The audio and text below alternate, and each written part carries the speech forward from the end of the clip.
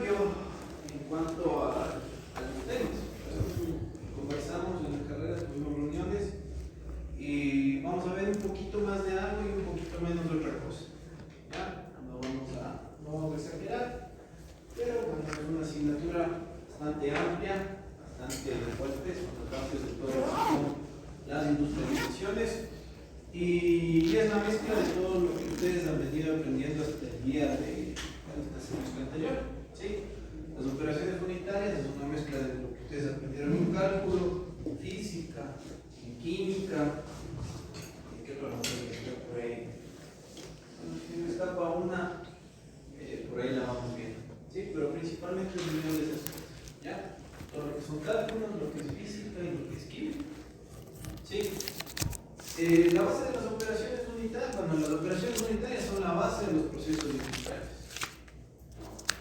Un proceso industrial nace porque yo quiero transformar la materia prima y darle valor. Es lo que han venido hablando toda la vida ustedes. Querer generar valor agregado en un producto o en materia prima, ustedes deben transformar esa materia prima. ¿Cómo lo transforman? A través de operaciones unitarias. Estas operaciones unitarias, el conjunto de estas operaciones unitarias forman un proceso de producción. ¿Sí? Así que eso vamos a estudiar nosotros en este semestre que está vigente. ¿De acuerdo? La primera actividad que va a ser como tarea, voy a subir a la aula virtual. Nos vamos a manejar en el mismo sentido que habíamos estado llevando hasta el semestre anterior, disculpen. Vamos a trabajar con el aula virtual.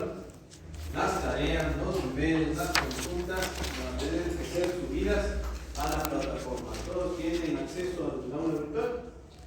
¿Sí? ¿Alguien no tiene? ¿Alguien no está inscrito? ¿Usted? ¿Igual? Ok. Mañana para solucionar este tema. ¿Ya? Esa va a ser nuestra punto de entrega de deberes. Igualito que antes. ¿Ya?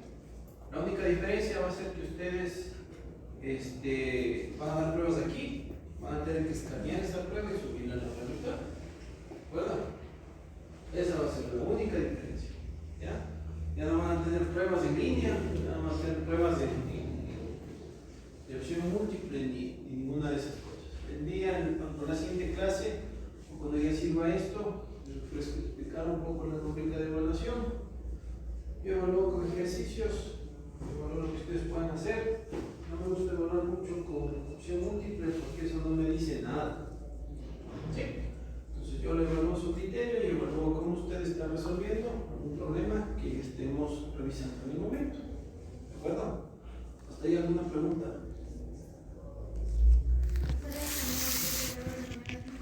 No, a través de la plataforma. Sí. Bueno, las tareas, como ustedes saben bien, existen tres componentes en los cuales nosotros debemos evaluar al estudiante: el componente docente, el componente autónomo y el componente de experimentación. Ya para este semestre tengo establecido al menos unas 4 prácticas de laboratorio, dependiendo la facilidad que tengamos de utilizar los laboratorios de operaciones unitarias de aquí de la universidad. ¿Sí? Esperemos tener 4 prácticas. ¿Qué es lo que yo espero de las prácticas? El producto terminado en sí, para mí, no interesa mucho en este nivel. ¿Sí? Lo que me interesa a mí es que ustedes entiendan cómo funciona la máquina o el equipo que ustedes están utilizando para dar o para transformar la materia prima con lo que ustedes están trabajando. Es decir, los informes de laboratorio, los trabajos, los ensayos que hagan en las prácticas, no me va a interesar mucho si es que les salió o no les salió el producto. Lo que me va a interesar es lo que ustedes pueden utilizar, de cómo eso se transformó. ¿De acuerdo? Para irnos ubicando en lo que estamos trabajando. Bueno, para evaluar las condiciones de un producto final, ya vendrán luego las otras asignaturas, en las cuales ustedes tomarán en consideración todo lo que han aprendido hasta la fecha. A mí lo que me interesa es que ustedes interpreten una operación unitaria y los fenómenos de transformación que se den. ¿Sí? Volviendo, la primera tarea que ustedes van a tener va a ser aceptar los acuerdos y compromisos. ¿Ya? Creo que en la mayoría de asignaturas ustedes les leen lo que son los acuerdos y compromisos. No me voy a demorar mucho en esta parte, porque en realidad ustedes ya conocen de qué se trata, ¿no es cierto? Por un lado, por el lado de los docentes, las obligaciones, esclarecer cuáles son las calificaciones, de decir por qué, cuándo y cómo ustedes son evaluados, poner en consideración todo esto, y de su parte, cumplir con lo que se debe, en los tiempos establecidos. ¿Sí? No voy a leer de nuevo, ¿no? ¿Ya? Existen partes claves en esta situación de los acuerdos y compromisos que me interesa recalcar la primera clase. ¿Sí? En primer lugar, la honestidad. ¿De acuerdo? En evaluaciones, la deshonestidad es muy mal vista y penalizada como en el reglamento se debe. ¿Sí? Así que evitar eso. Las pruebas ya van a ver, solo ustedes van a necesitar un esfero. Yo les doy las hojas, ustedes resuelven. Para esta cátedra van a necesitar una calculadora, siempre tener a mano una calculadora. No les pido calculadoras científicas, ni graficadoras, o sea, no es sustentar al diablo. Pero al menos una calculadora que ustedes puedan utilizar para cálculos normales, ¿no? No vamos a hacer regresiones, no vamos a sacar estadística, solo vamos a trabajar con multiplicaciones, divisiones y uno que otro quebrado. ¿Sí? ¿Qué más? Les pido que revisen en su cuaderno de ecuaciones diferenciales cuáles son las fórmulas, ¿sí? o lo básico de las derivadas y cómo se integran. Si han visto aquí unas como tablitas, ¿sí? de los modelos. Entonces, eso necesito que ustedes recuerden. Con eso vamos a trabajar. ¿Sí? ¿Qué más? Investigación formativa. Si bien yo empiezo con el semestre y en teoría nosotros deberíamos iniciar con temas de investigación formativa, pero para mí la investigación formativa empieza desde el segundo parcial. ¿De acuerdo? Con ustedes ya más o menos tienen idea de lo que estamos hablando. Desde el inicio, para mí eso no tiene sentido. ¿De acuerdo? Entonces voy a subir un tema de investigación formativa. Van a poder subirlo por grupos, que son 30, unos 5 grupos, ¿sí? Unos 5 grupos, y ustedes van a analizar alguna operación unitaria de química. Van a analizar distintas operaciones, ya les iré asignando yo cuáles van a ser en relación a lo que ustedes necesitan aprender y entender para niveles superiores. ¿De acuerdo? La entrega de la investigación formativa va a ser a través de una defensa. Ustedes van a tener que hacer una exposición y defender su trabajo. ¿Ya? Entonces, igual para eso vamos a tener una rúbrica que en el tiempo adecuado yo les compartiré, les diré cómo serán evaluados. La evaluación de las lecciones, vamos a tener una terminándose cada unidad. La primera unidad, no sé si pudieron ver el sílabo, recién hoy les subí el sílabo cambiado. Así que les pido que hoy en la noche, en la mañana, cuando tengan tiempo, puedan revisar su aula virtual y vean cómo está estructurado el sílabo para este semestre. Una vez más, repito que hubieron pequeños cambios. ¿Cuáles son esos cambios? Ahorita te comento. ¿Qué más se hace en la primera clase?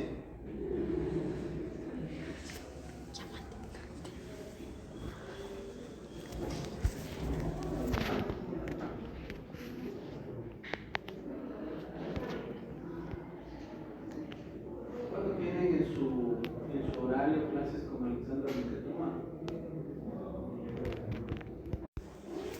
Primera pregunta.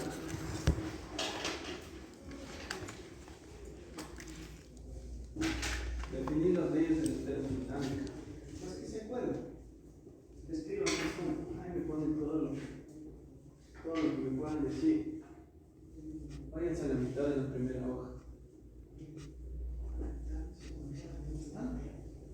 Si quieren poner ecuaciones, ponen ecuaciones, lo que quieran. Segunda pregunta. Defina entropía, que es entalpía de una sustancia pura. ¿Qué es una sustancia pura?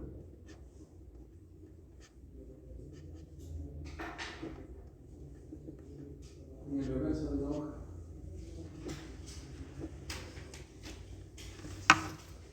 Dibujar 3 diagramas termodinámicos y cambio de fase.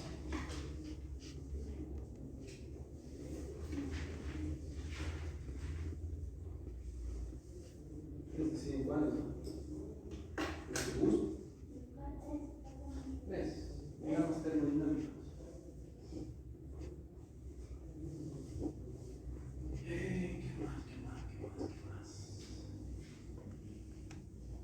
Ya, y la última pregunta, van a definir, o sea, van a poner infinidades y miren lo siguiente. Yo les digo una unidad y ustedes me dicen qué miden en esa unidad. ¿De acuerdo? Yo les voy a dar ciertas unidades y ustedes me dicen qué propiedad es la que mide la unidad que les voy a decir. ¿Sí? Newton. La primera, Newton. La segunda, PSI. La tercera, Joule, Julio, Busco. La cuarta, Pascal.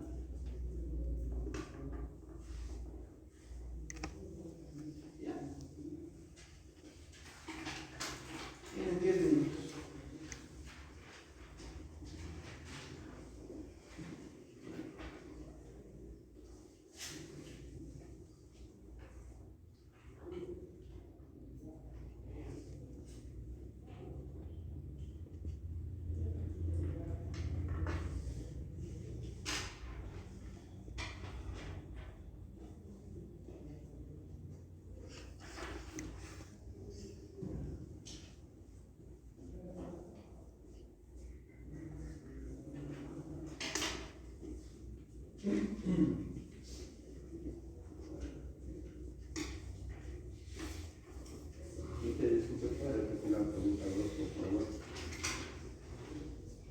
Claro.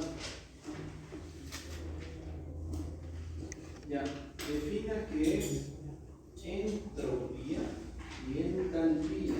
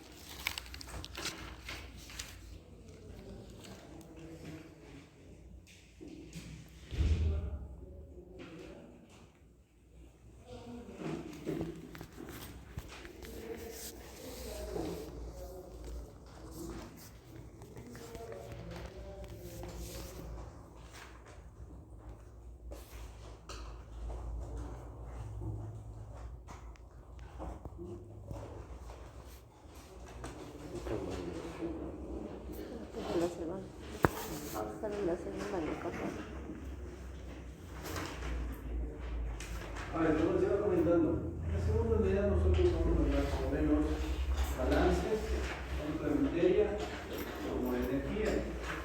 Estos dos balances están en relación a las leyes universales de conservación de materia y energía. Como les preguntaba, en termodinámica, ustedes en teoría, como lo he revisado, es la ley de la conservación de energía, en la que se dice que la energía no puede aparecer instantáneamente y tampoco puede desaparecer instantáneamente. El principio fundamental de este fenómeno es que la energía que llega a un sistema siempre va a venir de algún lado. Es decir, la energía siempre va a estar en una transformación constante, ¿sí? De los cuales, o de lo que nosotros debemos inferir, que la energía puede ser de dos tipos: propia de la materia o una energía en tránsito.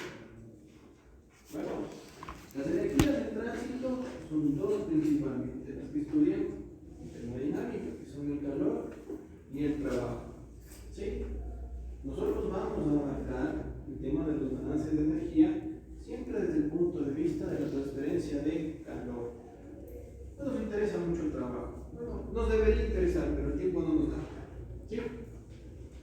Para el trabajo nosotros podemos ver bombas, podemos ver toda la física de que son bombas, los tipos de fuerza que se generan. En relación a esos tipos de fuerza, evaluar cómo funcionan las bombas, ¿no es cierto? Si yo digo bombas, ¿qué va a mover la bomba? ¿Un líquido o un gas? Un gas. Levanten las manos, ¿quién se va por gas? Levanten la mano, ¿quién se va por líquido? Gas. ¿Quién dice que una bomba mueve un gas? Uno, además, una persona, dos, tres, cuatro, cinco, ya. ¿Quién dice que mueve un líquido? ¿Quién se abstiene? ¿El resto? Un líquido, correcto. Las bombas mueven líquidos, siempre. Eso desde que ustedes vieron los sistemas de refrigeración debe haber quedado más que claro. Bueno, ustedes estaban hablando de las fases de un sistema, bueno, de las partes de un sistema de refrigeración. Ustedes debieron haber analizado qué es el compresor. ¿Sí? Un compresor comprime un espacio determinado, comprime un fluido. ¿De acuerdo? Entonces, de las dos opciones que nosotros tenemos, la única que se puede comprimir es un gas. ¿Sí? Los líquidos son incompresibles, pero no se pueden comprimir.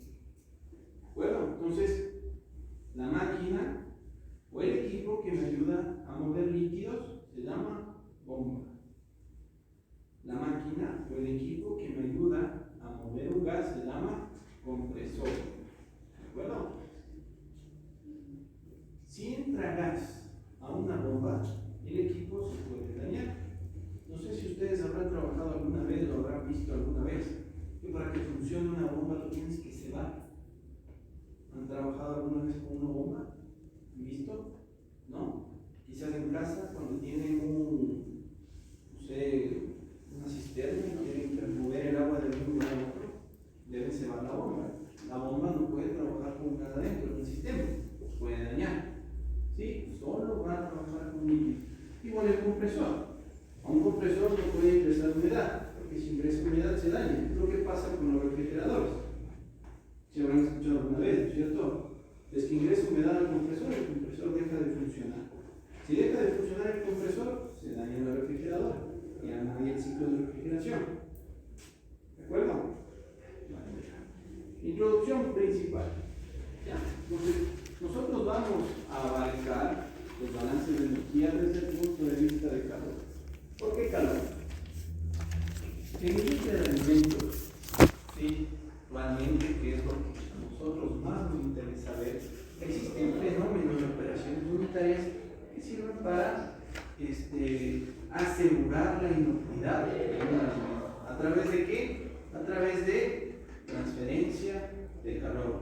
Todos los sistemas de pasteurización, si hablamos de líquidos, de cocción, si hablamos de sólido, entre otros que existen, se llevan por transferencia de calor. ¿Sí? La mayor parte de equipos, hornos, intercambiadores de calor, etc., se evalúan a través de este fenómeno, a través de un balance de energía. Pero nosotros los balances de energía nos vamos a enfocar más al calor. ¿De acuerdo? O se lo podría englobar como temperatura, porque, porque la duda es de que normalmente también existen otros tratamientos en el tema alimenticio de conservación, por ejemplo, la criocongelación, entonces que ahí entra la refrigeradora, los congeladores, que ahí también existen emplatadores con energía de operación, ¿verdad? Pero ya no es un calor, sería el tema de temperatura o cómo. A ver, ahí hay que corregir un poquito en los términos y en la concepción de lo que me estás comentando. Recuerda que el calor es una energía que está en Francia, ¿de acuerdo? La existencia de una mayor cantidad de calor no se la puedes medir. Recuerda que tú no puedes medir una propiedad puntual. El calor no se puede medir como propiedad de un cuerpo, sino como es una energía, tú mides dos estados, un inicial y un final. Por eso siempre tienes estas variaciones. Por eso tú siempre mides dos puntos, un inicio y un fin, para ver la cantidad de calor. ¿De acuerdo? Que se transfirió. Ahora, si es que un cuerpo desprende calor, ¿sí? Porque está en contacto con algún otro sistema que está a menor temperatura, ese cuerpo va a disminuir su temperatura. No sé si me sigues y si estoy siendo un poco claro. ¿Sí? La temperatura es se me va la palabra. La temperatura es una consecuencia de la cantidad de energía interna que puede tener el cuerpo. Si tiene alta energía interna, recuerda, la energía interna hace que las moléculas empiecen a vibrar, propias del cuerpo, ¿sí? Empiecen a vibrar de la mayor manera, ¿sí? Se den vueltas, tengan giros, cinéticamente se van moviendo, la energía interna propia de la materia, y eso hace que su temperatura aumente. ¿Sí? Por otra parte, esa energía interna disminuye. ¿Por qué puede disminuir la energía interna? porque ese cuerpo desprendió energía en forma de calor. Entonces el proceso es, la energía interna está alta, y esa energía interna está alta y está, no sé, en contacto con un sistema que esté a una menor temperatura, esa energía interna se transforma en calor para que pueda ser transferida. La energía interna como tal no se puede transferir porque es una energía propia de la materia. Para que esa energía pueda transferirse de un sistema a otro, tiene que transformarse en ¿qué? Una energía en tránsito, y a eso se denomina calor. Entonces, el calor siempre debe verse como una energía que esté en movimiento. Una mayor cantidad que sea transferida de un sistema a otro puede hacer que la energía interna suba, por lo tanto la temperatura va a subir. ¿Sí? Si ese sistema pierde energía interna, porque esa energía interna se transforma en calor y ese calor es transferido a otro cuerpo, la temperatura va a disminuir. Y ahí tú empiezas a jugar con esos términos de la congelación, de la crioconservación, de la pasteurización, de la cocción. Entonces no es otra cosa que evaluar. Si tú tienes un alimento, y el alimento es considerado como un sistema, ¿verdad? Si yo tengo, no sé, un jamón y lo considero como un sistema, ¿qué tipo de sistema es? ¿Un sistema abierto o un sistema cerrado? Un jamón de 500 gramos, ¿es un sistema abierto o un sistema cerrado?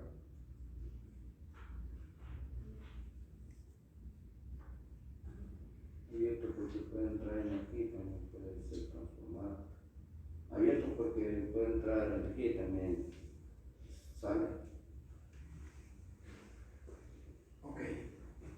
A ver, les voy a recomendar también que vayan a dar una lectura al libro de la termodinámica de Senker de los primeros capítulos. ¿De acuerdo? Ahí se están definiendo qué son los sistemas. Nosotros en termodinámica, si recordamos eso, podemos trabajar con tres tipos de sistemas. ¿Cuáles eran? Los tres sistemas con los que puedes trabajar en termodinámica.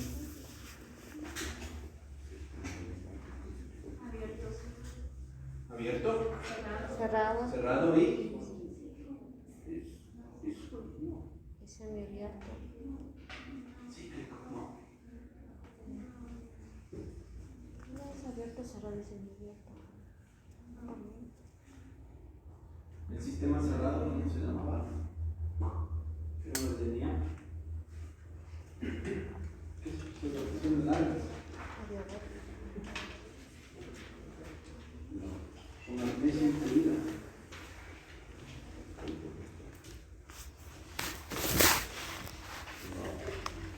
Solo tengo 2 semanas para hablar de todos estos conceptos y esos cuentos que deberían entender. No me puedo quedar. Vamos a estar como un avión, ¿no?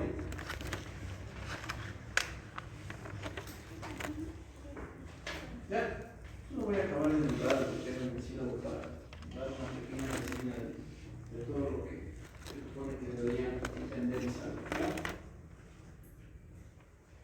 Me queda en segunda unidad los balances. La tercera unidad es los fenómenos de transporte. ¿De acuerdo?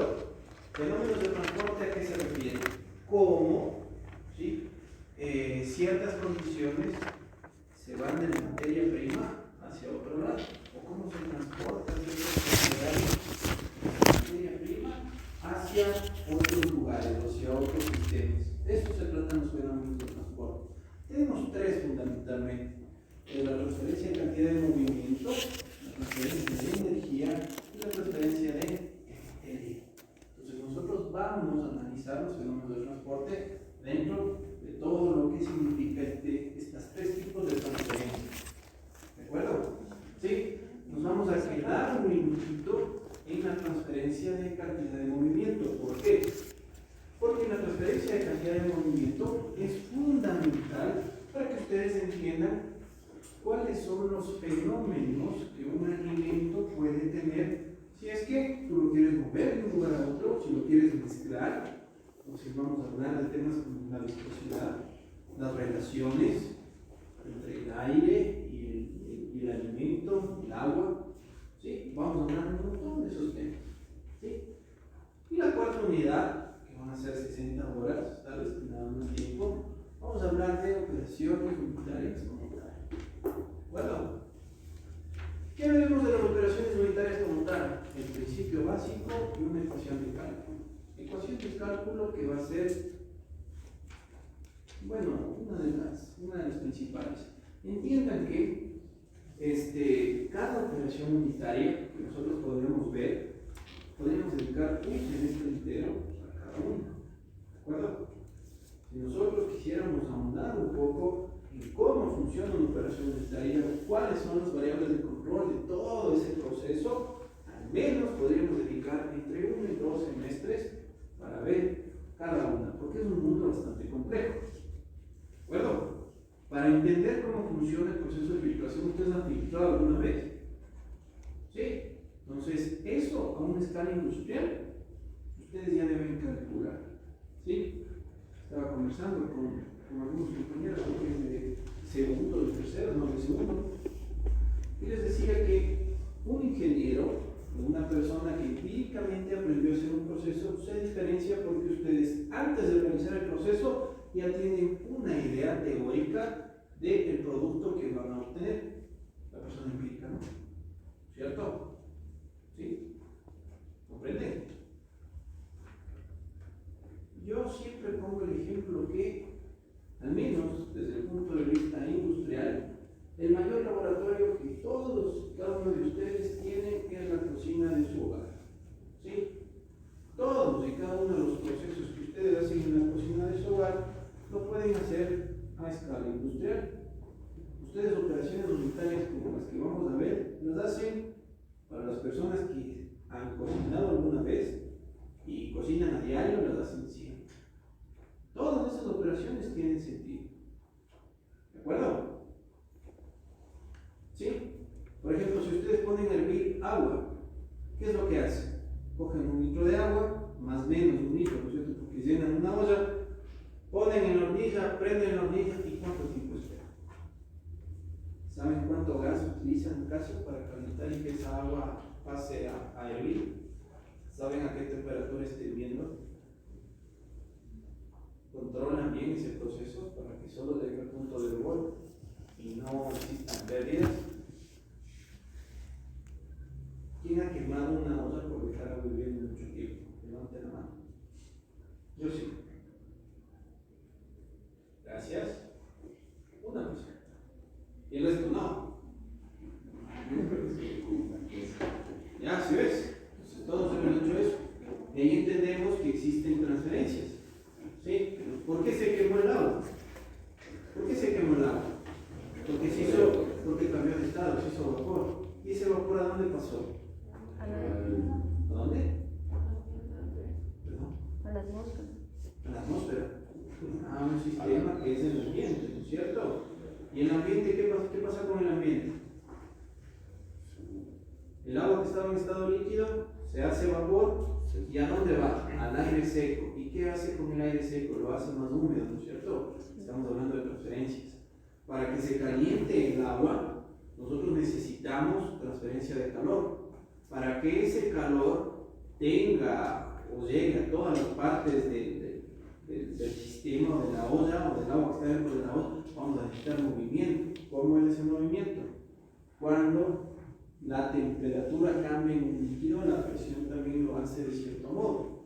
Por eso, la parte que está caliente cambia un poco su presión y empieza a moverse hacia la superficie. Y por eso se va moviendo el agua. Tiene su movimiento. Cuando llega a un punto de hervor, ese hervor hace que tu sustancia pura, que es el agua, cambie de estado. Cuando cambia de estado, se genera una transferencia de ¿qué? De materia. Porque el agua que estaba en un estado líquido se transforma en vapor y ese vapor se transfiere ¿a dónde? Al aire que está más seco. Esos 3 fenómenos de transferencia, de los cuales vamos a hablar en la unidad 3, se dan siempre y a veces, o en ciertas ocasiones, al mismo tiempo en las operaciones unitarias. Entonces, ustedes como encargados de controlar procesos deben entender cómo suceden estos y deben saber calcular. ¿Sí? Porque en la industria tú no vas a tener el tiempo o no vas a tener los recursos para dejar encendido un caldero. ¿Sí? Tú no dices, voy a dejar encendido unas 3 horas hasta que se calienten los 100 metros cúbicos de leche. No puedes hacer eso. Tú debes tener el tiempo exacto y debes saber medir hasta que llegue a la temperatura que tú quieres que esté servido. Si te pasas un minuto más, es una pérdida de dinero para la empresa. ¿Sí? Y eso es un sistema o un proceso que no está en control. ¿De acuerdo? ¿Ya? La cuarta unidad, como les estaba comentando, vamos a ver operaciones unitarias. Me pidieron que les explique. Esas ya les puede, todo lo que les estoy contando lo pueden revisar. Va a estar en su, ya está de hecho en su hoja lector. Hoy en la tarde lo corregí, estaba mal. Fenómenos de transporte, operaciones unitarias. Vamos a ver todo lo que es la deshidratación, la evaporación. Vamos a ver qué es el mezclado, o también conocido como homogenización. Vamos a ver qué es la filtración y la fluidización. Vamos a ver la destilación y el molido. Vamos a ver una operación que se llama extrusión, intercambiadores de calor. Y bueno, no sé qué es para darle la. No más. Solo con intercambiadores. Es un curso completo, es una especialización. Es fuerte. ¿Sí? El interés de todo esto es que ustedes conozcan qué es lo que sucede. Y ustedes, bueno, más que conocer las operaciones, deben ya empezar a tener criterio de ingenieros. Para eso están aquí, para formarse. Si ahorita no lo tienen, no pasa nada. Para eso estamos aquí. ¿Sí? Otra cosa es que en las opiniones, en las preguntas que ustedes tienen, con toda la confianza, ustedes pueden hacerla. ¿Sí? Una de las cosas que al menos creo yo que soy como docente y como persona es que exijo respeto, doy respeto y no permito burlas de nadie. ¿Sí? Quizás por ahí en un rato podemos hacer una broma o algo más, pero por lo general procuro ser serio en mis asignaturas, en mis cátedras. ¿Por qué? Porque ustedes se están formando y ustedes están aquí para aprender. ¿Sí?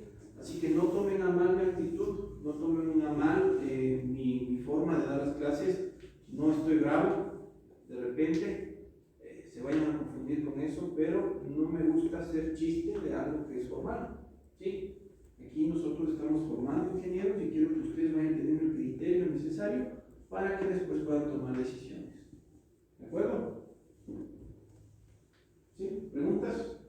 ¿Dudas? ¿No? Las evaluaciones, como ustedes ya saben, tienen un peso de los 3 componentes: componente docente, autónomo y experimental. El componente docente es del 35%, el experimental es del 35% y el autónomo es del 30%. ¿Sí? Las notas que ustedes saquen en las evaluaciones es el componente docente. Suelo tomar también lecciones orales, no puedo hacer una hoja como ahora. No quiero estar preguntando uno por uno, más fácil de sacar una hoja o 2 preguntas.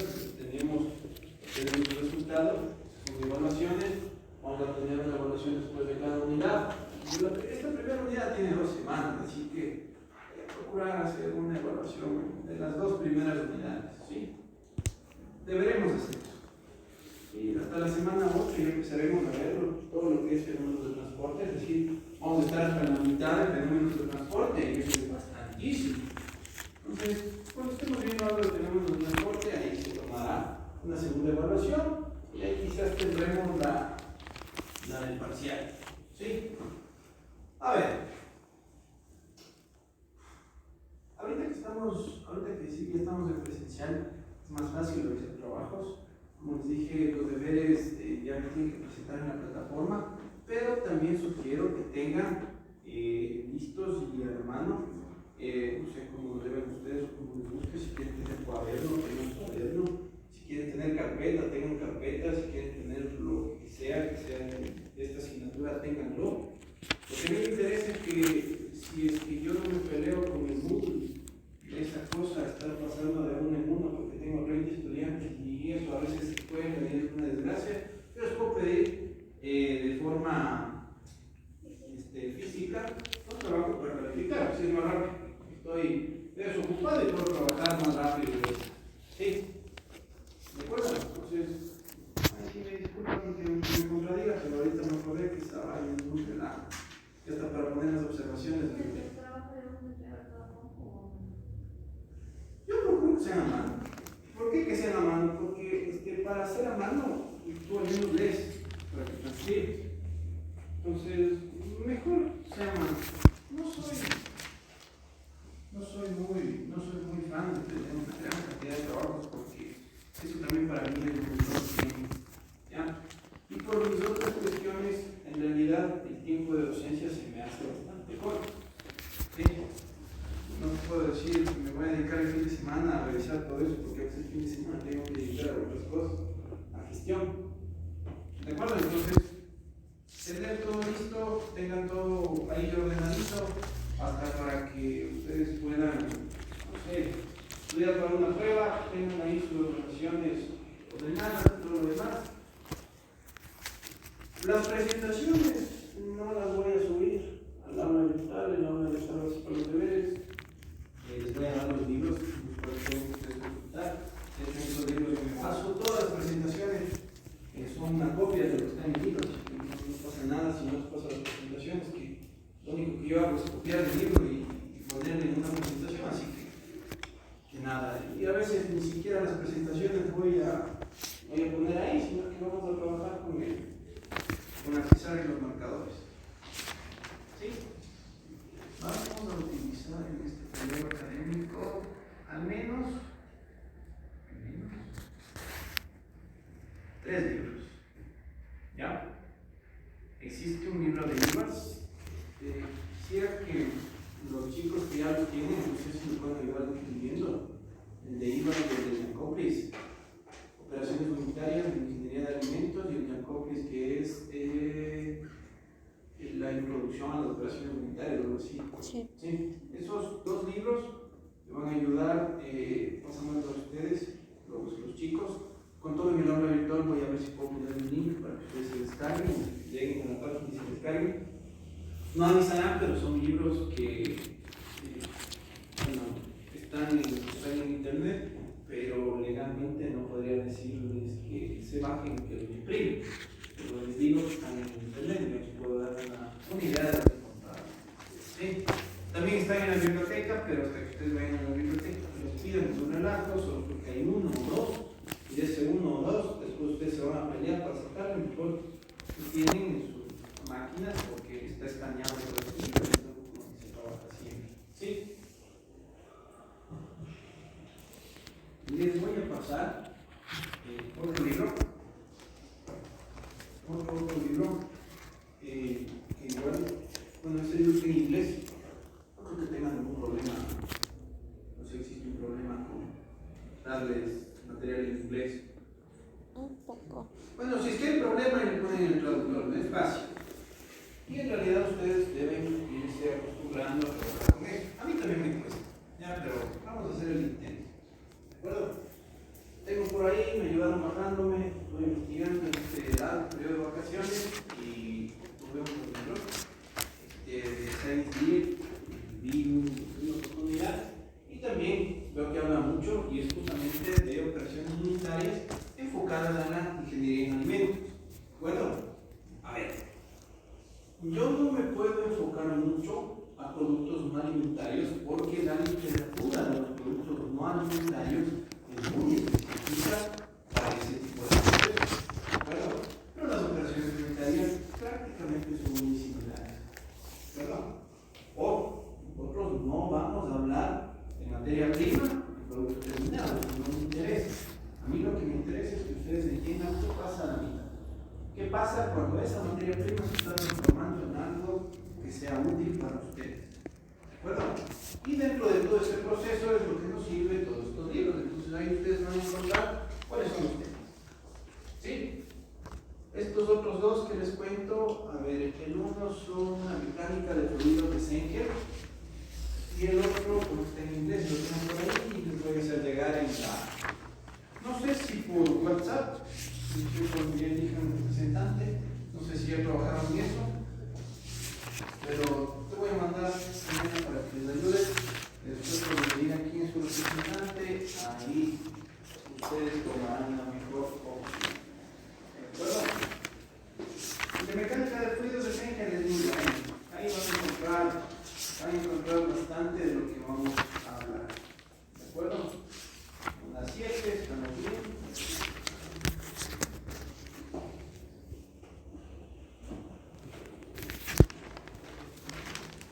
Vamos a empezar.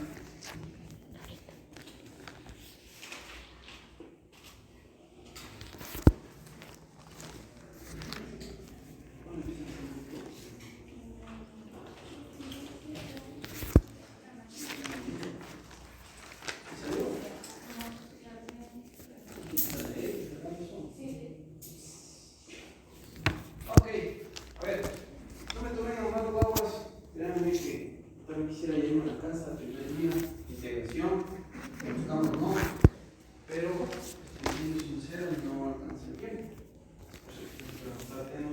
Tenemos una agenda muy apretada en esta asignatura y es mejor comenzar. ¿De acuerdo? ¿De quién es esa palabra? ¿Apareció? Ellos traían siempre. Se me robaron el otro volador. Pero yo compré ese año anterior y no sé de dónde lo salió yo. Pero bueno. Vamos a hablar de las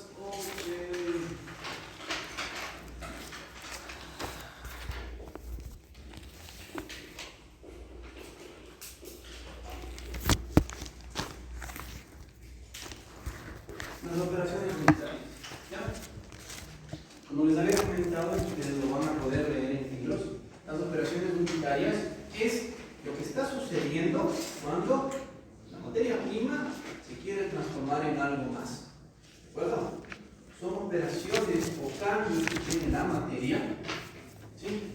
Que generalmente son cambios físicos.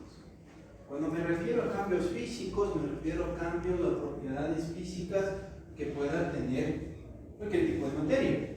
¿Cuáles son las propiedades físicas que ustedes conocen? La temperatura. Correcto, ¿no es cierto? Entonces, cambios físicos como la temperatura, ¿cuál otra? La presión, el volumen, Volumen puede ser. ¿Qué más? El tamaño.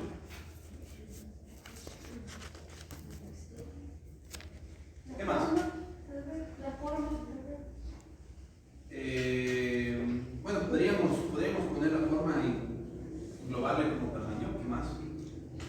La textura. La textura. ¿Qué más?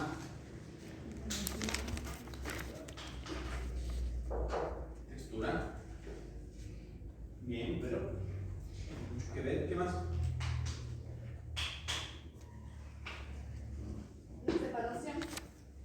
La separación. La separación. no es Podríamos poner cuando son mezclas. eso. Este lo podemos poner con un asterisco, separación. Separación de mezclas, muy bien. ¿Qué más? El color. Color.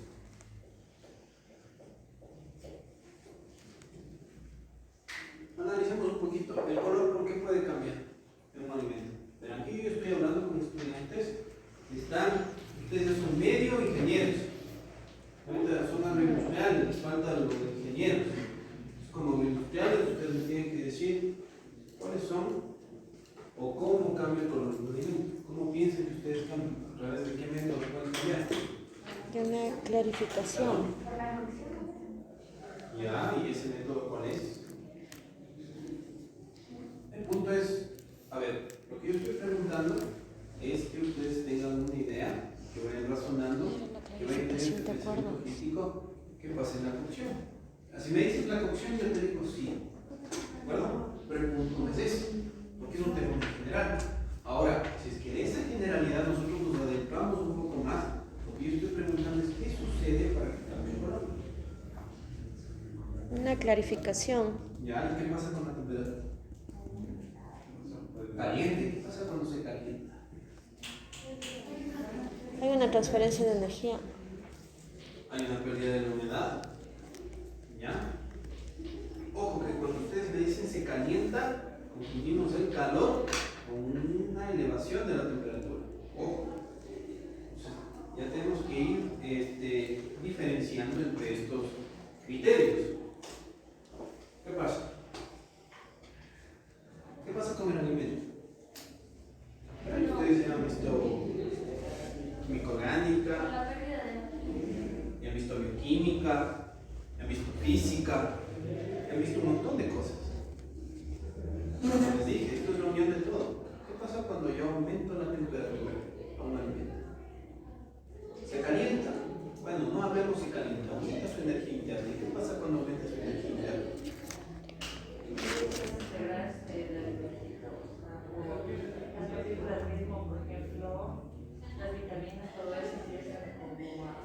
Eso tiene un nombre. ¿Cómo se define ese nombre? ¿Perdón? Su matriz puede cambiar. Eso me interesa. ¿Por qué puede cambiar la matriz? Yo tengo un concepto de matriz bien establecido. Si me dices matriz, es el tipo de alimento con el cual yo estoy trabajando. ¿De acuerdo? Entonces, esa es la matriz. Pero ¿por qué puede cambiar la matriz? Porque, o sea, ya puede perder algunos de sus, no sé, esas. ¿Cómo se pierde eso? Con el contacto del calor. Con el contacto del calor. Ya, pero ¿qué sucede? Que puede llegar hasta un punto de saturación de un alimento. Ya. Cuando se eleva la temperatura, ¿qué pasa con los compuestos que tiene el alimento? Son compuestos orgánicos, ¿verdad? Sí. ¿Cuáles son los compuestos orgánicos de los cuales está formado un alimento? El principal. El carbono. Carbón. Me ganaron, sí, el carbón está en todo lado. Sí. Y después del carbón, generalmente, las proteínas, ¿cierto? Proteínas y de ahí vienen los minerales. ¿Qué pasa con las proteínas? ¿Cuál es el punto de denaturalización de una proteína? Hablando de temperatura. Por ejemplo, en la leche de por sí tiene tiene la caseína. El momento de elevarle, por así decirlo, la temperatura de la leche, que me parece que era 65 grados Celsius, si no estoy mal, pierde esa propiedad y no me acuerdo bien si se dividía en más proteínas, no me acuerdo si era alfa, albumina, algo así, por ahí. Correcto, muy bien. ¿Por qué se divide y forma más proteínas? Cuando hablamos que se rompe una proteína, estamos hablando que se está denaturalizando. Si es que nosotros estamos hablando de proteínas, ustedes saben bien que las proteínas tienen dominios, es decir, aminoácidos se unen a través de enlaces peptídicos y esos enlaces peptídicos, dependiendo del tipo de aminoácidos, van a generar estructuras muy largas que se van plegando dependiendo otra vez del tipo de aminoácido, van teniendo enlaces, puentes de hidrógeno, puentes de sulfuro y se van creando los aminoácidos, ¿no es cierto? Entonces de ahí vienen las estructuras de las proteínas, primaria, secundaria, terciaria y cuaternaria. ¿Sí? ¿Qué pasa cuando se eleva la temperatura en esas proteínas? ¿Qué pasa con los enlaces peptídicos? Se rompe. Pueden romperse, ¿no es cierto? Y los primeros enlaces que pueden romperse y cambiar la estructura o cambiar los dominios de las proteínas son las fuerzas intermoleculares que no tienen un enlace definido. ¿Verdad? ¿Qué son los puentes de hidrógeno, los puentes de sulfuro, las fuerzas de Van der Waals, que son las atracciones de los polos de estos aminoácidos que tienen cargas definidas? ¿Vieron las cargas en las proteínas?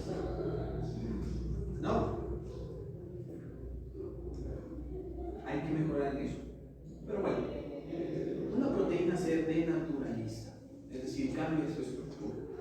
Y a veces se rompe. ¿Cuándo? Cuando la energía empieza a subir. ¿Por qué? Porque la energía interna propia de las moléculas empieza a crecer. Si tú haces que más calor ingrese hacia el alimento, como les había dicho, la energía interna de ese alimento aumenta.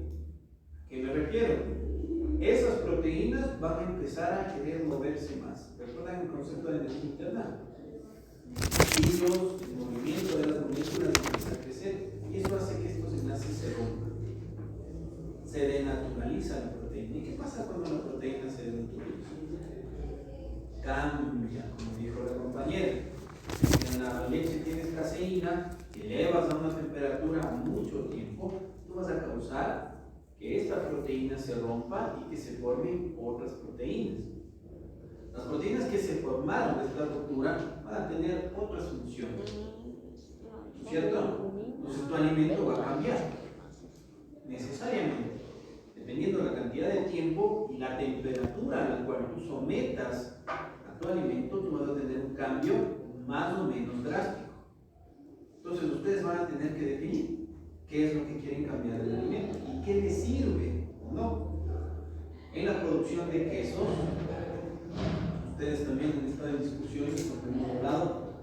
Yo converso mucho con las compañeras porque pertenecemos a un grupo de investigación. Entonces, nosotros hemos tratado los temas de hacer quesos. Dentro de lo que es hacer quesos, ustedes saben bien, ahora me dieron un dato perturbador, que el 90% de la leche se desperdicia en suero láctico, ¿verdad? Sí, solo el 10% es queso. Solo el 10% es queso. Si tú trabajas con 4 litros aproximadamente para hacer un queso de 500 gramos, solo el 10% de esos 4 litros se va a hacer queso. Y muchas de las veces son por los tratamientos térmicos que tú tienes para pasteurizar tu materia prima. ¿Por qué necesitas pasteurizar la materia prima? Para conservar la inocuidad. Pero conservando la inocuidad, dañas el producto final y haces que el rendimiento de ese producto sea muchísimo menor. Es por eso que en una industria de procesamiento de lácteos, todo, desde que se practica, hasta desde el alimento que le das al animal, hasta cómo ordeñas, cuál es la calidad de la leche que te llega a ti, todo cuenta. Y tú puedes controlar ese proceso, para tener tratamientos térmicos menos agresivos, incluso puedes llegar a tener temperaturas más bajas y obtener un producto más inocuo y de mejor calidad y elevas el rendimiento. Solo que en una planta procesadora tú puedas producir al día 10 quesos más, un montón de plátanos. Porque ojo, que los quesos son diarios, un montón de plátanos, 10 quesos diarios más, en 30 días son ¿cuántos quesos? 300. ¿Cuántos? 300, ¿no es cierto? Y un queso fresco de 500 gramos, ¿cuánto cuesta? Unos 75. Yo hasta en 2.40 lo pago. No, unos 75. $2. No, el fresco, pero en el mercado está $1.75. Todavía no sé cómo lo hacen, pero algún día lo voy a descubrir. Prometo eso entre ustedes, público. Pero imagínense a qué esa realidad estamos. Entonces, Creo que es de esos que no tienen control de calidad. Y sabemos qué es lo que sucede. Vamos a estar en la capacidad de tomar decisiones adecuadas. ¿Sabes qué mejoraremos? Sí, es igual con los cárnicos, ¿no es cierto? Yo para hacer un jamón, para hacer un chorizo, para hacer cualquier uno de esos compuestos, yo voy a tener que someter a mi pasta, ya sea gruesa o ya sea fina, un tratamiento térmico.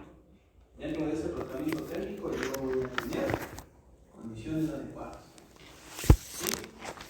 Dentro de este semestre, ojalá que Dios permita que ustedes puedan acudir a una visita para que ustedes conozcan alguna planta de procesamiento, ustedes puedan ver en realidad cómo funciona todo eso. Y es gracioso porque incluso hasta en las plantas de procesamiento, el jefe de producción se le pregunta, oye, ¿y cómo funciona ese equipo? Y dice, a mí no me interesa eso, a mí me interesa la producción. Como docente, yo puedo tener dos puntos de vista. Puedo decir, sí, o sea, tú vas a lo que produces y tú con tal de que tengas tu producción, basta. Pero que hay de la optimización. Para tú poder optimizar un proceso y que seas diferente o que tengas ese plus, vas a tener que entender desde el punto de vista al menos más básico cómo está funcionando el equipo. ¿Cierto? Y eso es lo que yo espero que ustedes puedan aprender dentro de este semestre. Entonces, como podemos ver, operaciones unitarias, vamos a hablar principalmente de cambios físicos que puede tener la materia. Los cambios físicos que pueden tener la materia son en sus propiedades. ¿Sí recuerdan las propiedades que tenía la materia? En termodinámica, habían dos grandes tipos, ¿no es cierto? intensivas y las propiedades extensivas. ¿Cuáles eran las intensivas? Vamos a sentar un rato. ¿Cuáles eran las propiedades intensivas?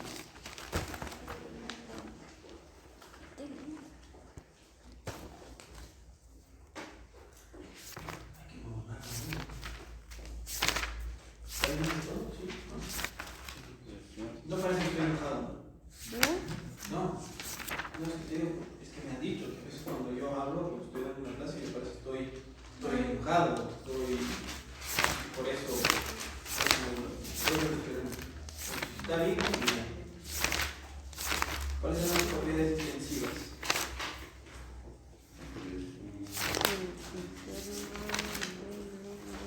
Te voy a matar al Sebastián de hoy. Sí, porque me preocupa. Yo tengo que hablar, porque ¿qué es lo que sucede con los sistemas? Mira, para que se entienda el cambio de cualquiera de estas propiedades, yo tengo que trabajar, yo debo entender, o yo debo analizar lo que está sucediendo a través de los sistemas, ¿cierto? Un sistema. Un sistema es un lugar en el espacio o algo dentro del universo que me interesa analizar. ¿De acuerdo? Ese sistema puede ser abierto, Cerrado abierto, no abierta, perdón, cerrado y aislado. y aislado. ¿De acuerdo? ¿Cómo se le conocía al abierto? Como volumen control. Volumen control. ¿De acuerdo? Sistema abierto es un volumen control. ¿Por qué? Porque es un lugar en el espacio que yo decido investigar. Porque a mí me interesa saber qué está sucediendo en ese lugar en el espacio. La principal característica de un volumen control es que la materia va a estar siempre fluyendo por el lugar en el espacio que a mí me interesa investigar. ¿De acuerdo? Siempre voy a tener un flujo de materia. ¿De acuerdo? Un sistema cerrado. Masa control. Correcto, ¿no es cierto? Como masa. Masa control. ¿Por qué masa control? Vamos a controlar la materia. Yo trabajo con una cantidad de materia definida.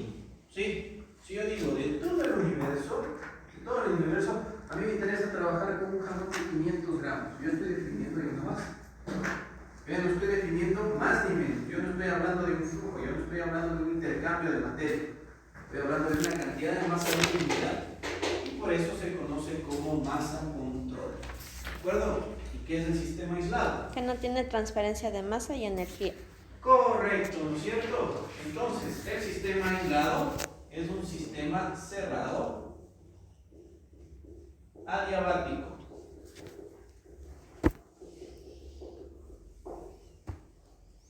¿Ya? ¿Por qué sistema cerrado? No hay intercambio de materia, ¿cierto? ¿Y por qué adiabático? Porque no hay transferencia de calor. ¿Sí? ¿De acuerdo? Entonces, un sistema aislado, nosotros lo vamos a entender en este punto. El sistema aislado también se entiende como que no hay una transferencia de trabajo, pero recuerden, el trabajo ahora no lo vamos a revisar, ¿sí?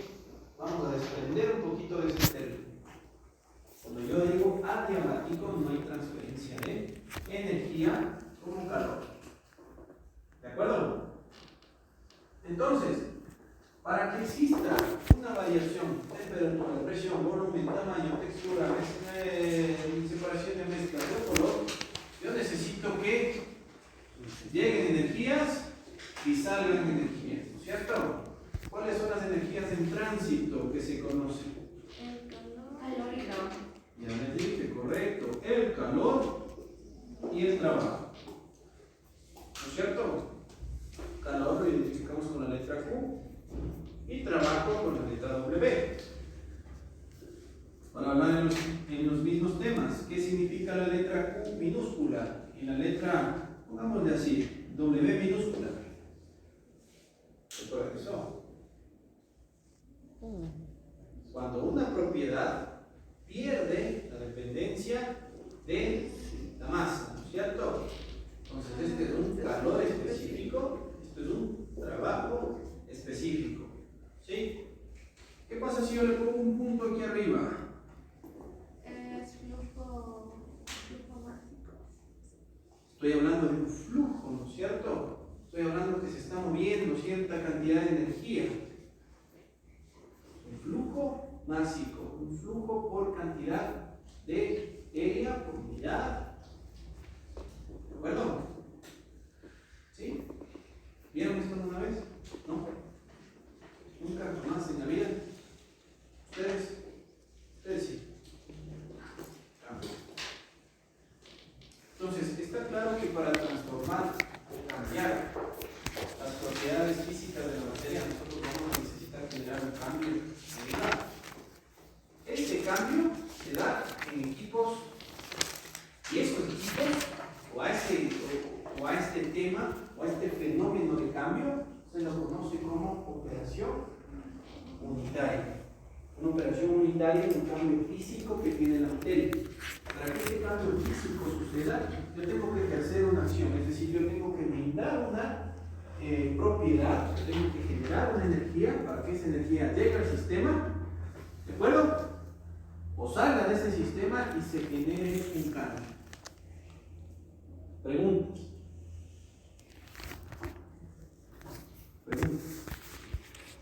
Dudas.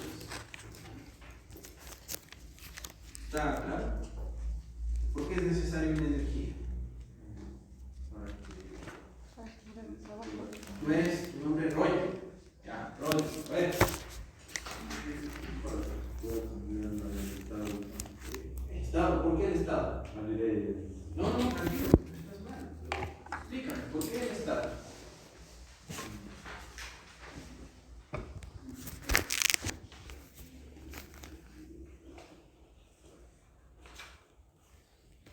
No estás mal. Recuerda, el estado de un sistema se define a través de sus propiedades. ¿Sí? Existe un postulado de estado. Y el postulado de estado es el que acabo de decir. Un estado, una sustancia pura, se puede definir a través de sus propiedades. ¿Cuántas dos? ¿Cuáles son las consideraciones de estas dos propiedades que sean intensivas e independientes entre sí?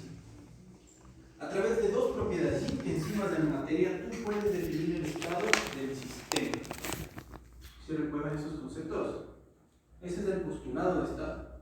Y a través de esas dos propiedades intensivas e independientes, tú puedes calcular el resto. ¿Cuáles eran las propiedades intensivas? Presión, temperatura, La densidad. Y ahí tienes las extensivas que se pueden transformar en intensivas, ¿de acuerdo? Como el volumen, la energía interna, la entropía y la entalpía. ¿Sí? Entonces, si tú conoces al menos dos de esas, puedes calcular el resto. ¿A través de qué? A través de las leyes de la termodinámica. Primera ley es de la conservación de la energía. Para recordar, tenemos tres leyes de la termodinámica, no es la primera, la segunda y la tercera, sino es la ley cero, la primera y la segunda ley. ¿De acuerdo? La ley cero es que si un cuerpo A está en equilibrio térmico con el cuerpo B, que puede ser la silla, y este cuerpo A está en equilibrio térmico con un cuerpo C, ¿de acuerdo? Yo puedo definir o yo puedo decir con toda seguridad que C y B tienen la misma temperatura. ¿Me explico? ¿Sí? Sin medirlas. Si son iguales a la temperatura del cuerpo A, esas dos temperaturas son las mismas. Esa es la ley cero. Y vista muy brevemente. La primera ley es la ley de la conservación de la energía, es decir, la ley de los balances de energía, que la podemos expresar dependiendo de los sistemas que nosotros estemos revisando, ¿no es cierto? Cuando estamos hablando de un sistema abierto, vamos a hablar en relación a las entalpías del sistema, y cuando estemos hablando de un sistema cerrado, vamos a hablar en relación a la energía interna. ¿De acuerdo? Entonces ya va cobrando sentido todo lo que ustedes pudieron revisar en termodinámica del semestre anterior. ¿Sí? ¿Por qué es importante conocer este término de energía interna? La energía propia de la materia con la que nosotros vamos a trabajar. ¿Sí? Si es que yo quiero elevar la temperatura de una cantidad de materia, yo lo que primero debo saber es cuánta energía interna tiene. Para predecir cuánta energía falta que esta materia gane y llegar al estado que yo necesito. ¿Me siguen? ¿O no? ¿Preguntas? No voy a dar tiempo.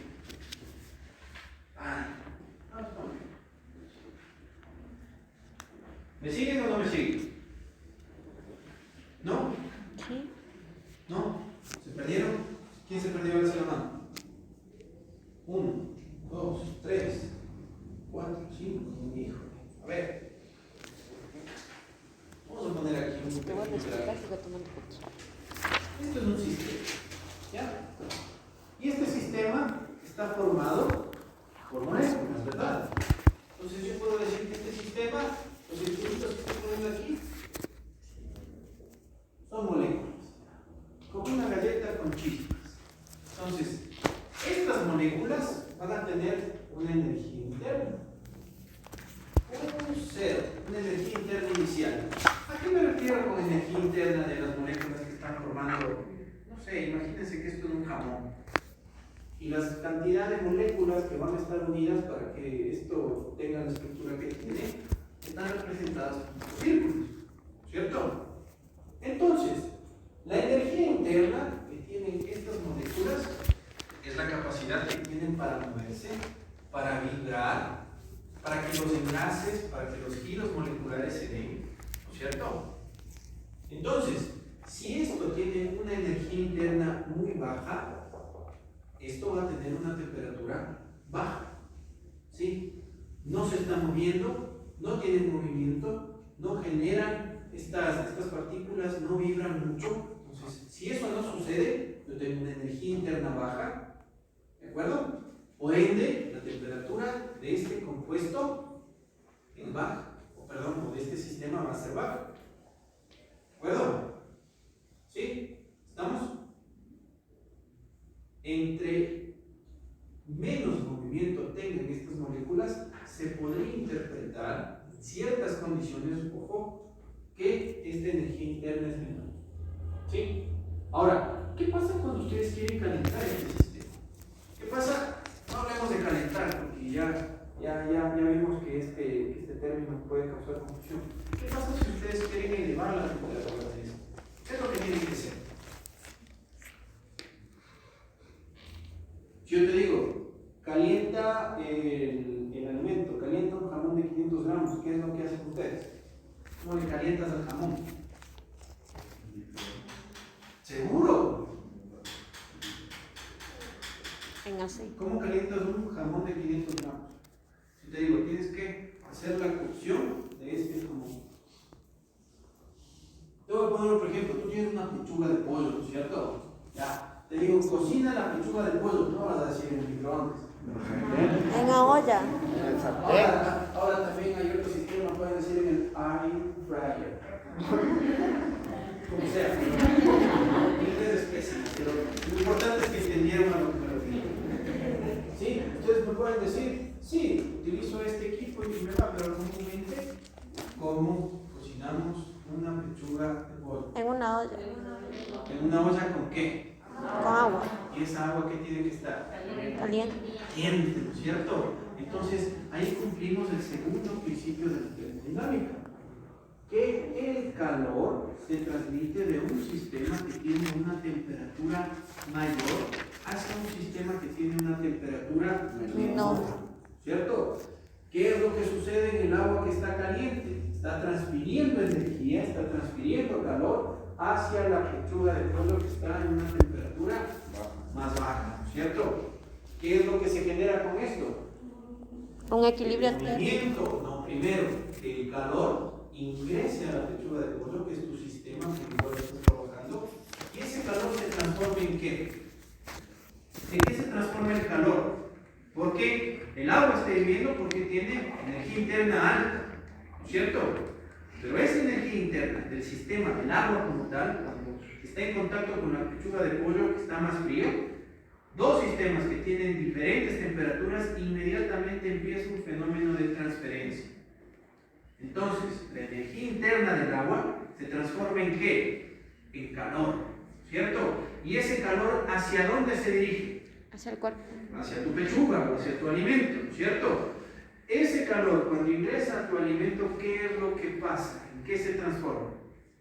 En energía interna del alimento. Ahorita ya me siguen mejor, ¿no es cierto? Entonces, ¿qué pasa cuando la energía interna aumenta?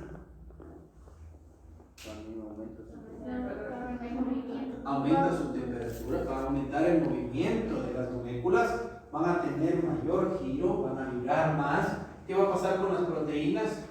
Van a empezar a denaturalizarse, van a empezar a separarse, las fibras que tiene la carne se van a empezar a transformar. ¿Y qué logramos con eso? Solo hablando de la parte física del alimento, no estamos hablando de la microbiología, que es lo que más nos interesa, ¿no?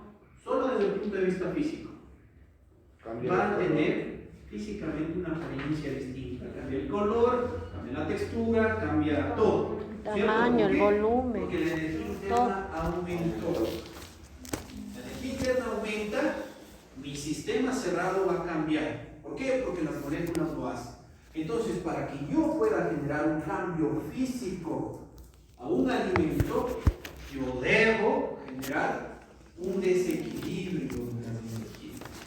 Yo debo darle algo a ese alimento para que esto empiece a cambiar. ¿De acuerdo? Ahora, ¿qué pasa en un volumen control? ¿Sí me cacharon qué es un volumen control? A ver, ¿qué es un volumen control? Ya, por atrás. Cualquiera. Si gana un caramelo. Una sustancia que esté en un sistema abierto. ¿Perdón? Una sustancia que esté en algún sistema abierto. Muy bien. ¿Y a qué nos referimos con sistema abierto, señorita Wamba? Que se va a transferir masa y energía. Muy bien, que se va a transferir masa y energía. Pero no nos vayamos por la parte complicada o por la parte jodida de los términos. Vamos por lo simple, que es un sistema, que es un volumen control. ¿Tu apellido? Amam. ¿Tu apellido? Costa. Ya. ¿A qué nos referimos con eso, señor Guamán? ¿De qué sucede dentro del sistema? Pero, o sea, mi pregunta es, ¿qué considera usted un sistema abierto? Lo que pasa dentro del sistema sí está bien, obvio. Que no es incompresible, ya que Creo que los es un sistema fluidos son abierto. ¿Se acuerdan lo que dije incompresibles. hace un rato? No sé si estoy bien, pero yo entendí así. Que el sistema, digamos, abierto era como cuando un producto, digamos, tiene sus moléculas en movimiento, y un sistema cerrado es cuando las moléculas no están en movimiento y necesita una energía para que se muevan. No. Ya. Cuando estamos, un minuto, solo para corregir en el tiempo, en caliente hay que resolver estas cosas. Verás, Entendí. cuando nosotros estamos hablando No, de es que verás, moléculas, es que dice que el volumen hay que va a los fluidos, a los líquidos, y los líquidos son incompresibles, no se puede, por eso es un sistema abierto. Siempre. La energía interna va a estar presente en todo lo que se mantiene. Claro, es una masa. Sí, la vibración de las moléculas, ustedes saben muy bien que nosotros como personas y seres que estamos aquí, estamos vibrando en una misma frecuencia. No quiero meter mucho en estas vainas porque ya después me rayo y me compro otro tema. ¿Ya? Pero todo lo que es energía interna es propio de la materia. ¿Sí? Entonces no tiene nada que ver con la diferencia entre estos dos sistemas. Ahora, ¿me ibas a nombrar algo? Sí. Dije, espera, el volumen control me parece que está relacionado a los fluidos. Y los fluidos, o sea, los líquidos. Los líquidos de por sí son incompresibles, que no se pueden comprimir. Entonces yo pienso que por eso es un sistema abierto. Yo te puedo corregir un poquito ahí porque también puedes trabajar con sólidos. Por ejemplo, pastas finas para generar embutidos. Entonces esas pastas finas ya no van a ser un líquido como tal, van a ser como un intermedio entre un sólido y un líquido. Entonces no podremos decir. Tal vez el contenido de este sistema está en contacto con el exterior y a través de eso puede variar ya sea su velocidad, puede ser temperatura también. Ok.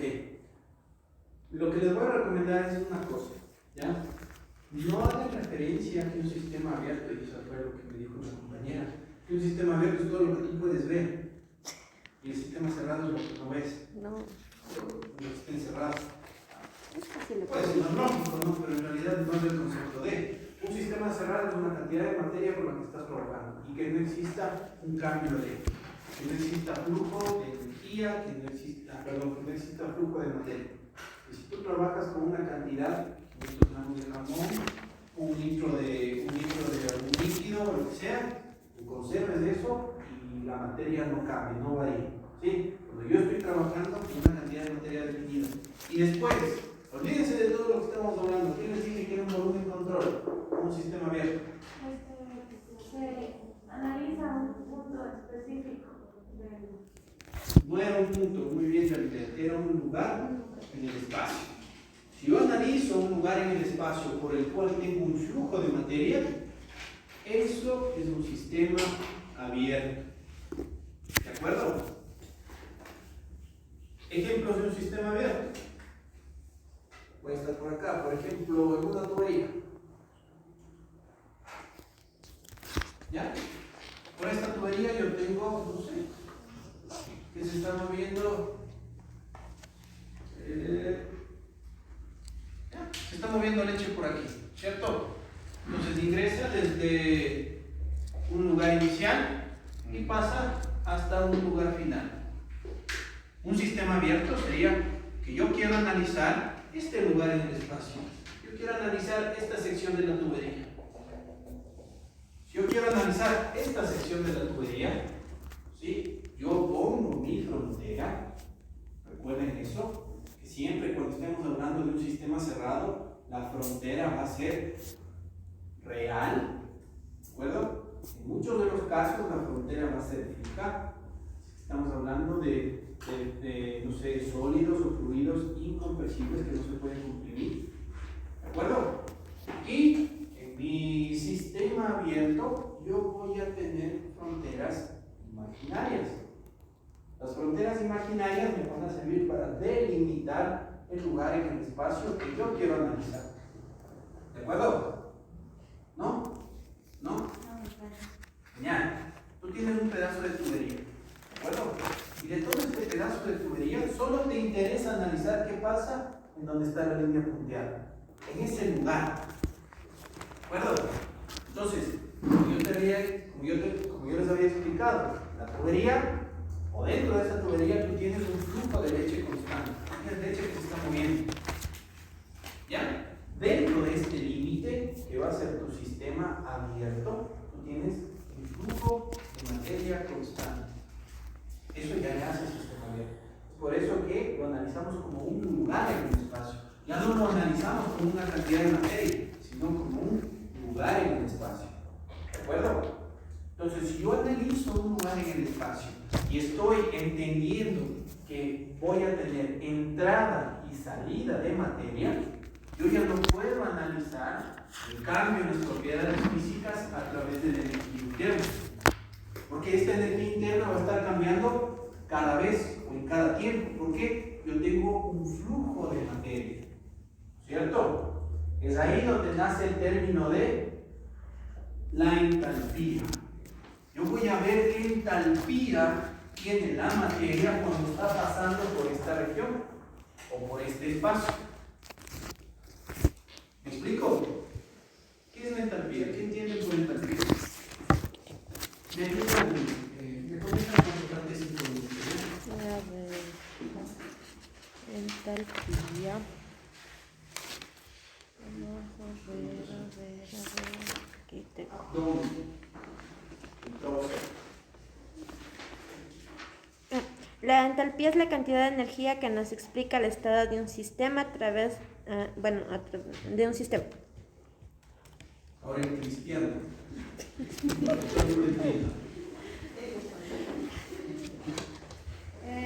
Es la cantidad de energía para llegar a un estado específico o determinado.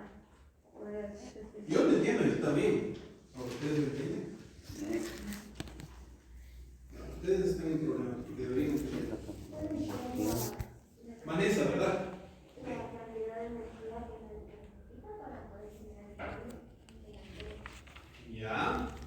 A ver, Dan, no he escuchado. Dan, ¿verdad? A ver, Dan. para que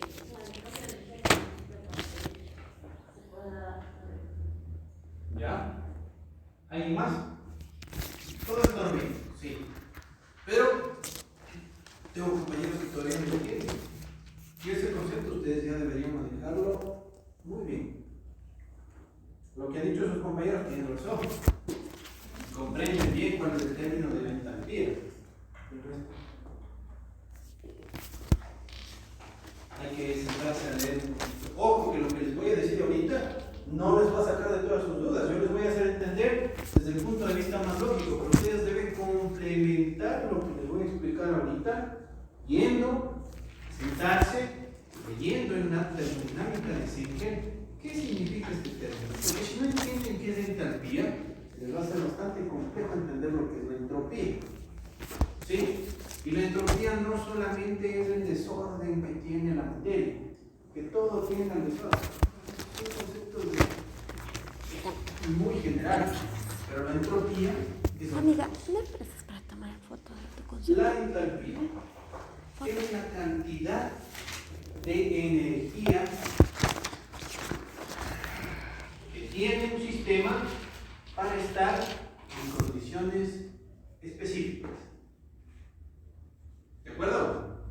Entonces, como decían sus compañeros, si yo quiero tener mi sistema a una temperatura de 35 grados centígrados, a una presión de 14.1 psi, ¿de acuerdo? Yo puedo calcular cuál es la cantidad de entalpía, la cantidad de energía que ese sistema necesita para llegar a estas condiciones. ¿De acuerdo? Yo puedo decirles a ustedes que yo tengo una entalpía de 4.350 kilojoules a una presión de 1 bar. Y ustedes ya me pueden decir, bueno, a esas condiciones, entonces estaremos a una temperatura de 45 grados Celsius. ¿Me captaron? ¿Sí? Cuando estamos hablando de un sistema abierto, nosotros hablamos en entalpía, que es la cantidad de energía que se tiene dentro de este espacio para que la materia esté en estas condiciones. ¿Sí?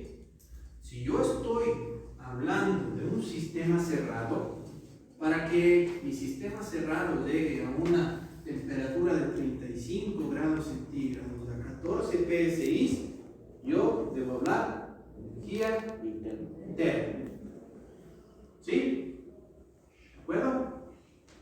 ¿De dónde sale todo esto? De las ecuaciones de la primera ley termodinámica.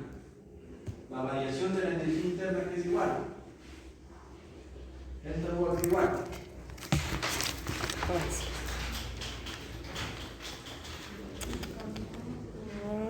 Variación de la energía interna.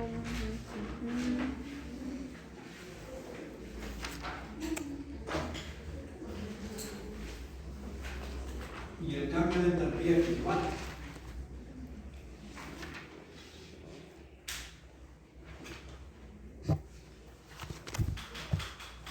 A calor menos trabajo, la energía interna. La energía interna es a calor menos trabajo. ¿Correcto? El calor menos el trabajo. ¿Y por qué es el menos?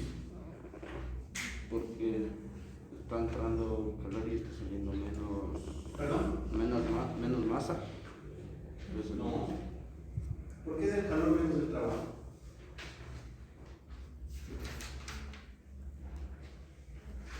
yo digo más. ¿Está bien? Quiero poner más.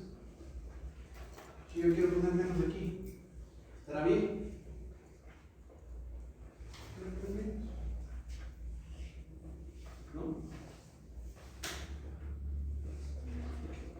El calor más el trabajo o el calor menos el trabajo es la definición de lo que es la variación de energía interna.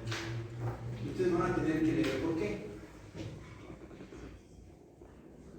Ya.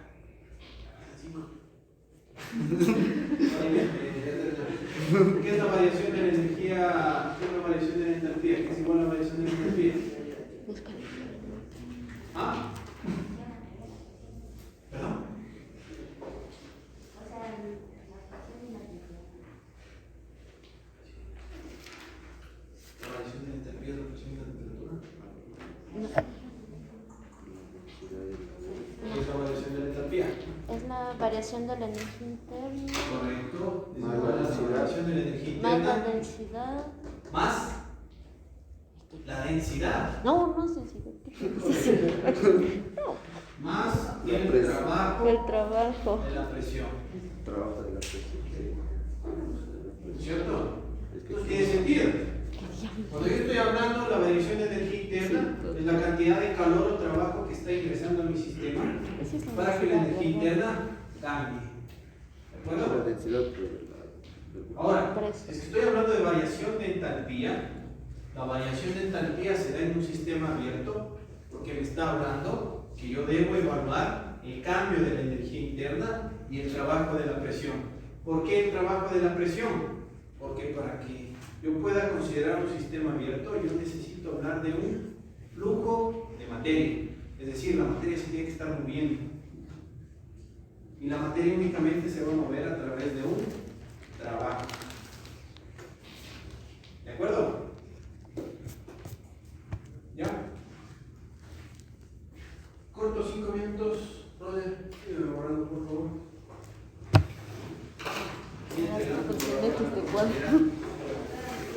Listo. ¿Cómo resumo la clase del día de hoy? Las operaciones unitarias, como tal, son cambios físicos que se le da a la materia. Los cambios físicos que se le dan a la materia necesariamente. El examen para tomarle foto. Por favor. ¿Ya? Sí, esto me mata la voz. Los cambios físicos que tiene la materia se da porque se genera un cambio. ¿De acuerdo? A través de transferencias de energía. Principalmente. ¿Ya? Pones una transferencia de energía, pones al sistema en contacto con algo distinto, genera un desequilibrio y empieza a generarse un cambio. Las operaciones unitarias, los cambios físicos que tiene la materia. Por otro lado, un proceso unitario son los cambios químicos que puede tener la materia. Dentro de los cambios químicos, ¿qué me pueden decir? ¿O a qué podemos hacer referencia? A la fermentación. ¿Por qué? Porque químicamente. ¿Qué está cambiando? La sustancia era. No, la fermentación sí es. Hable serio. O sea, no estás mal, sí estás bien. Pero del cambio químico, tú me tienes que decir qué cambia químicamente para que el pH cambie. ¿No? O para que el pH sea diferente, no redondemos con los términos. ¿Qué cambia para que el pH varíe? La acidez. Sí. Tienes mucha razón. ¿Qué es lo que se transforma? Cuando estamos hablando de cambio químico, estamos hablando de una transformación de la materia. Aquí sí se transforma, ¿no es cierto? Las estructuras de los cambios físicos, los compuestos no van a variar. Es decir, una proteína va a seguir siendo proteína. Las vitaminas van a seguir siendo vitaminas. Es decir, no se transforman en un compuesto totalmente diferente. Lo que se pueden es dividir, como dijo la compañera. Una proteína se denaturaliza y se divide en dos proteínas. Pero en la fermentación tú tienes un Es glúcido, y beta. un disacárido, un azúcar, ¿de acuerdo? Y ese azúcar se transforma ¿en qué? En un compuesto totalmente distinto. ¿Sí? En la fermentación alcohólica tenemos que un azúcar se va a transformar en un alcohol. ¿De acuerdo? Eso es una transformación química. Cuando yo tengo una estructura, dentro de un proceso o una reacción química, cambia a otra cosa. Un azúcar que se transforme en un alcohol. Eso es un cambio químico. Y a esos cambios químicos se los conoce como proceso unitario. ¿Sí? Dentro de los procesos unitarios está, como dijo su compañera, todo lo que son fermentadores. Pero eso es harina de otro costal. Nosotros llegamos a las operaciones unitarias. Y las operaciones unitarias son cambios físicos que se le dan a la materia. ¿Cuáles son los cambios físicos que se le dan a la materia? Los cambios en sus propiedades, ¿cierto? ¿Cómo se cambian las propiedades? A través de flujo de energía. ¿De acuerdo? Preguntas.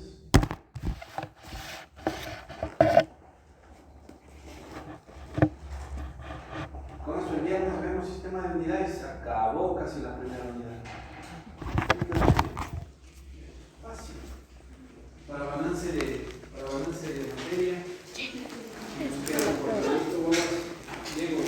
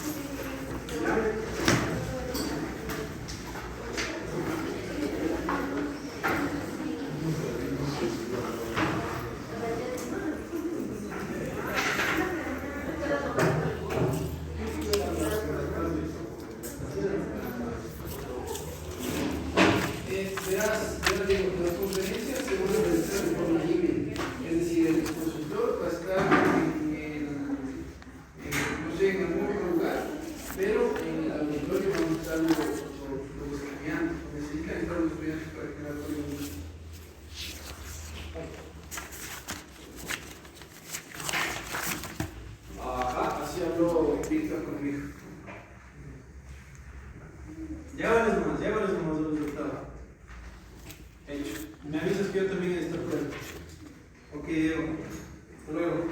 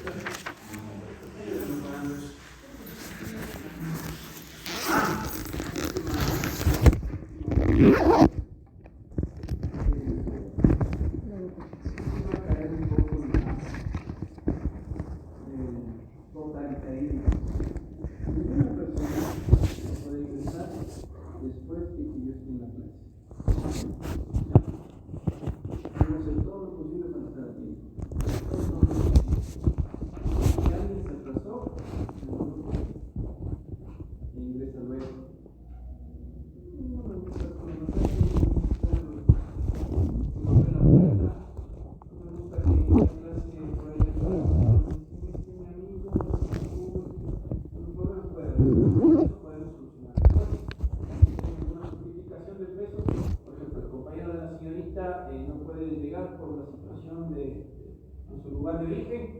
No hay ningún lío, resolvemos la siguiente semana. Pero no recuerda el día. ¿Preguntas? ¿Dudas? ¿No? ¿Cuándo podemos estudiar las tutorías? Ahí tengo el horario, pues son los miércoles, de 11 a 12. Creo. Ya, ojo que las tutorías ustedes deben pedir, es para los que quieren. ¿De acuerdo? Nos recordamos que nos vamos. Señores y señoritas, nos vemos el siguiente miércoles.